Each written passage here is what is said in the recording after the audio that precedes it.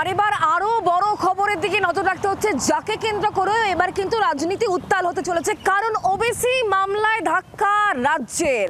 হাইকোর্টের তরফ থেকে স্টে অর্ডার দেওয়া হয়েছে রাজ্যের যে নয়া বিজ্ঞপ্তি ওবিসি নিয়ে, সেই বিষয়ে কিন্তু রাজ্যের এই যে নয়া বিজ্ঞপ্তি তাকে স্টে অর্ডার দিয়েছে কিন্তু কলকাতা হাইকোর্ট। আর এই জায়গা থেকেই তৈরি হচ্ছে একাধিক প্রশ্ন, একাধিক জটিলতাও কিন্তু তৈরি হয়ে যাচ্ছে। আপনাদেরকে জানিয়ে রাখবো, ভর্তি সহ কিন্তু একাধিক বিষয় কিন্তু সমস্যা হতে পারে, জটিলতা হতে পারে। কলেজে ভর্তি হোক কিংবা চাকরিতে নিয়োগ সহ একাধিক বিষয়ে জটিলতা। 140টি জনজাতিকে নিয়ে ওবিসি সংরক্ষণে নতুন তালিকা দিয়েছিল রাজ্য সরকার, আর তার উপর অন্তর্বর্তী স্টে অর্ডার দিয়েছেন বিচারপতি তপব্রত চক্রবর্তী এবং বিচারপতি রাধাশেখর মাথার ডিভিশন বেঞ্চ। আর এর ফলে ফের প্রশ্নের মুখে পড়ল কলেজে ভর্তির প্রক্রিয়া। বিচারপতিদের প্রশ্নের মুখে পড়ল কলেজে ভর্তির প্রক্রিয়া। বিচারপতিদের প্রশ্নের মুখে খারিজ হয়ে যায় রাজ্যের যে আবেদন, সেই আবেদন। 31শে জুলাই পর্যন্ত নয়া ওবিসি সংরক্ষণ তালিকার উপর অন্তর্বর্তী স্টে অর্ডার জারি করেছে কোর্ট।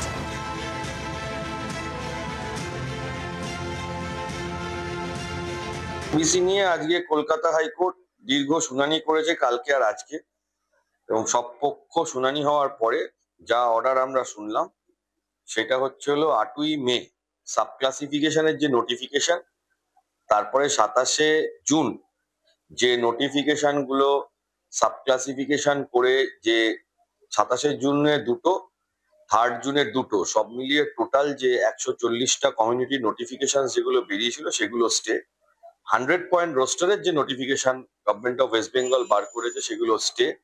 এই স্টে অর্ডার 31 জুলাই 2025 অব্দি থাকবে, interim stay. In the meantime আরো একটা নোটিফিকেশন বেরিয়েছিল, যেটা হচ্ছিল কাস্ট সার্টিফিকেট ইস্যু করার একটা নোটিফিকেশন বেরিয়েছিল অনলাইন, সেটা সবাই দিতে পারবে, সেটার উপর হাইকোর্ট স্টে দিয়েছে।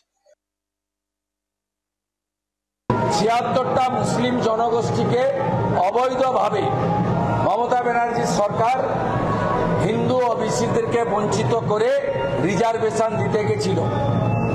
হাইকোর্ট আজকে স্টে লাগিয়েছে, আমি এটাকে ওয়েলকাম করছি।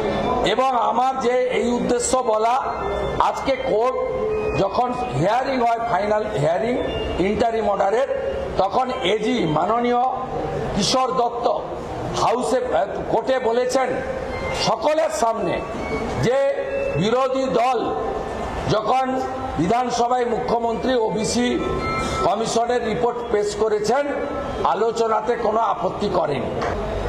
এরা এত মিথ্যা কথা বলে সংবিধানের বড় পিলার জুডিশিয়ারিতেও অন ক্যামেরা সমস্ত পক্ষের আইনজীবীদের সামনেও মিথ্যা কথা বলেছে, এদের ছাড়া হবে না।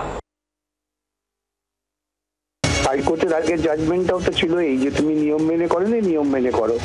এখন রাজ্য কি করেছেন, কি ব্যাখ্যা দিয়েছেন সেটা আমি বলতে পারবো না, কিন্তু যেহেতু স্থগিতাদেশ দিয়েছেন তাহলে বুঝতে হবে যে প্রাথমিকভাবে আদালত মনে করেছেন রাজ্য ঠিক কাজ করেনি। সব গন্ডগোলটা তো মুখ্যমন্ত্রী পাকাচ্ছেন, তার কুপরামর্শেই রাজ্য সরকার চলছে এবং তারই পরিণতি এটা। এই মুহূর্তে কোনো মন্তব্য করব না, কারণ বিষয়টি স্পর্শকাতর। এই জট কাটিয়ে রাজ্য সরকার চেষ্টা করছিলেন সমাধানটা করার। আদালতে যা হয়েছে আইনজীবীরা খতিয়ে দেখছেন, রাজ্য সরকারের সংশ্লিষ্ট মহল বিষয়টা খতিয়ে দেখছেন। বাংলার আওয়াজ, বাঙালির আবেগ, জি 24 ঘন্টা।